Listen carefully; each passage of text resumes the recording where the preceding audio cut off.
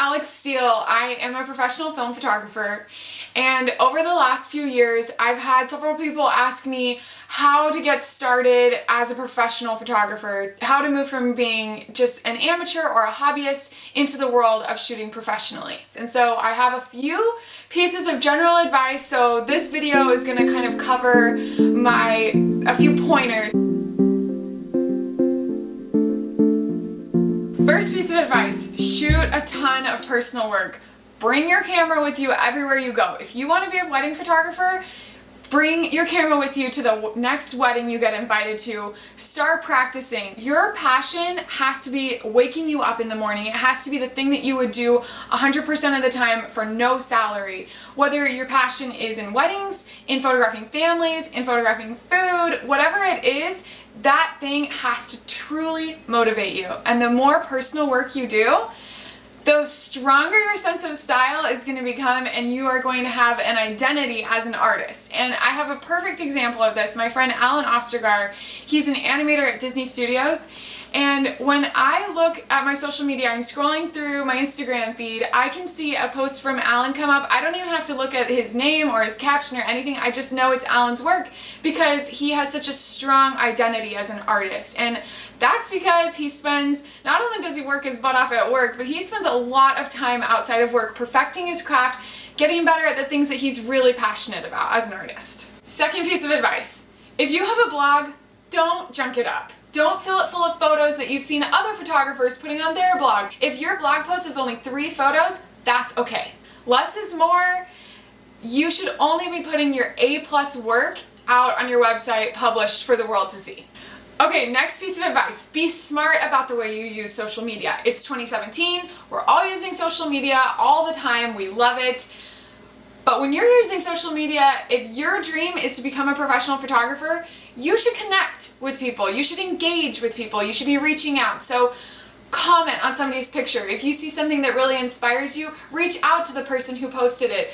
Ask people for advice. Follow a wide variety of people so that you can get inspiration from different sources. For example, I follow like a million different kinds of people. I follow florists, architects, bloggers, writers, restaurants, artists, designers, comics, stylists, and of course I follow other photographers. And social media is a great way for you to be able to connect with people that you might not otherwise meet, but you have to be smart about it. You can't just passively scroll through your feed and like every pretty photo. If you have the opportunity to connect with them in real life, that's even better.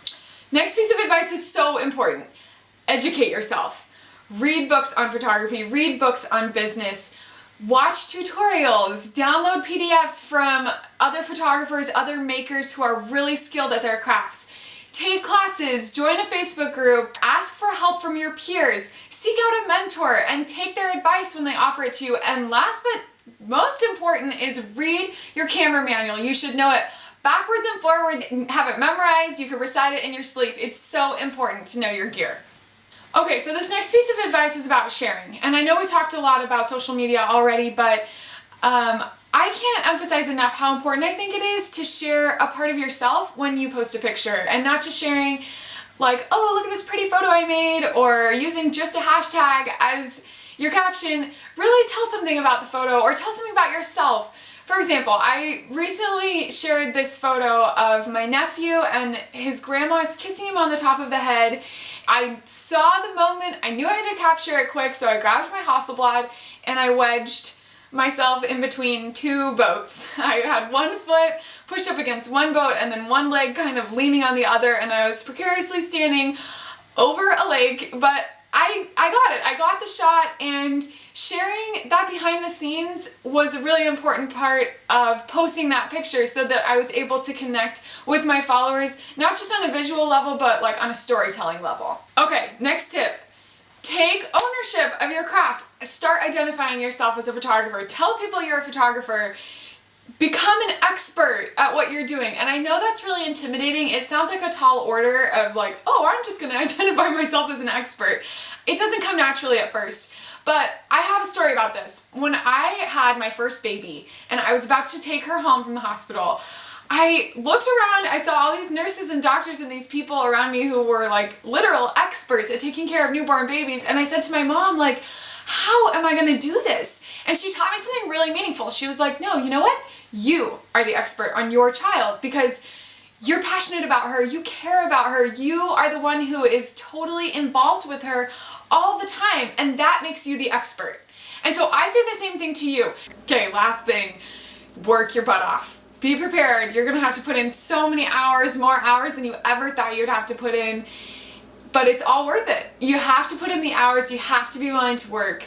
And the most important thing to remember as a photographer, as a human being, but especially as a photographer, if it matters to you, it matters. Okay, that's the end. Thank you so much for watching. There are going to be more videos like this down the road, specifically about film photography, so keep your eyes peeled for those.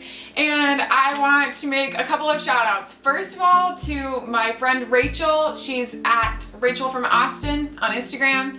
She has been my mentor for years. She's my dear friend. I love her to pieces. She's so creative.